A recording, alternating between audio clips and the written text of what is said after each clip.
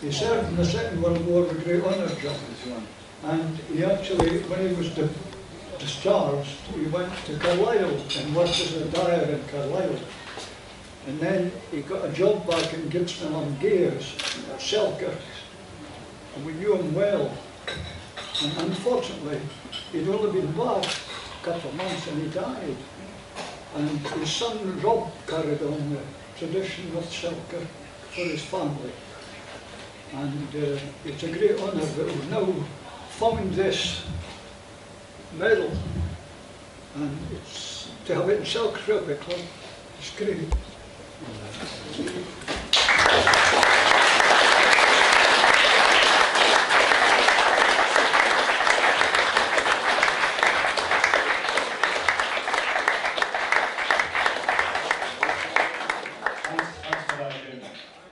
Smale gave me a note along with the case, and you know, please, we've kind of tucked it out around the corner a wee bit there, but please take time and have a look at it later today.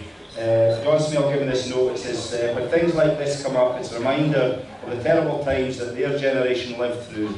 There were many battlefields in World War II that were every bit as intense and deadly as any in World War I.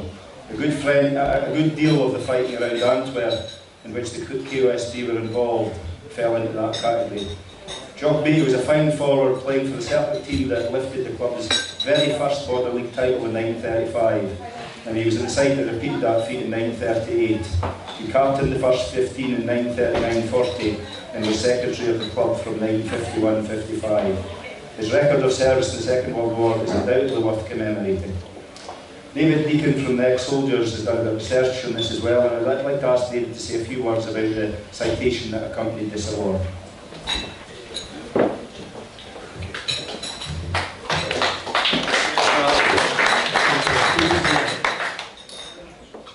Thank you, David. Like most in this room, the sport of rugby has improved our lives.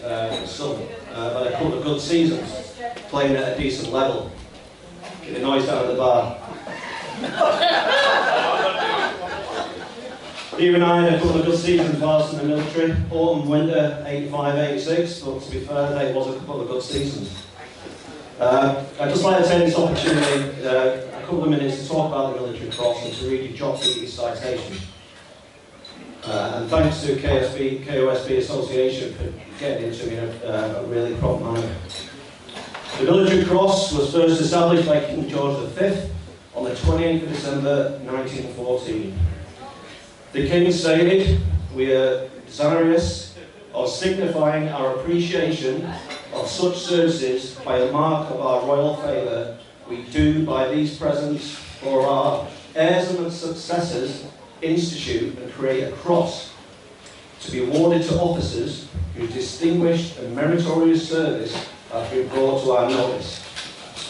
Jock Beattie certainly was brought to the Sovereign's notice, and the citation over two separate actions reads as follows. Keep the noise down at the bar. Mike, please. At Castile Legion Beak on 23rd of February 1945, Lieutenant Beattie was in command of 7th Platoon A Company and was ordered to occupy a forward platoon area close to an anti-tank ditch within 200 yards of the main enemy position in complete darkness.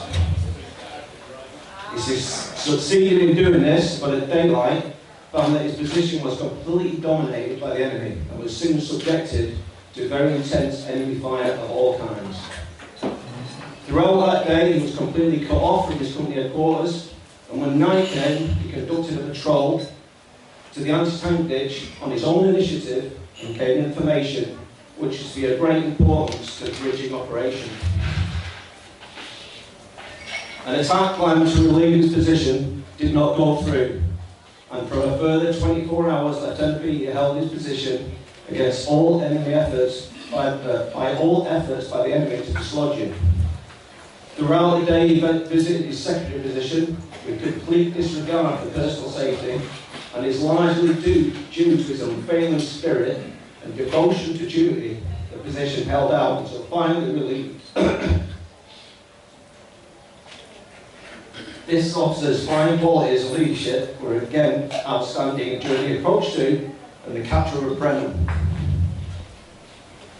On the 4th of May 1945, he led a patrol with great skill and determination against an enemy position near Oskenvida, some 3 miles distant from his company area. Approaching to a few yards of the position, Lieutenant Beattie secured valuable information and returned without a single casualty.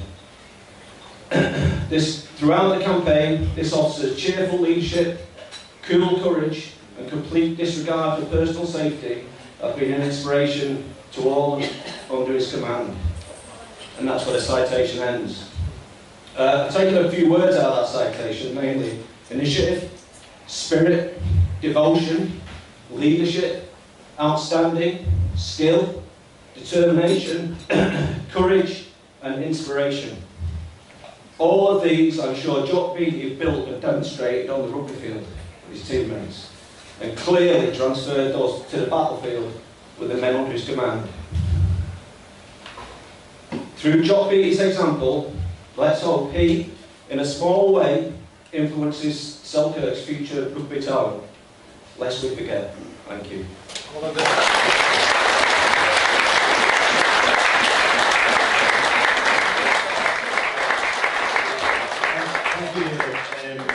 In 2018, Jim Harold was the driving force behind the installation of a commemorative plaque at Philiphaugh honouring the Selkirk Rugby Club players and officials who had lost their lives in 2 world wars. It's our intention to have a wreath-laying ceremony on Friday the 11th of November at 12 noon on Armistice Day, to which all club members are invited.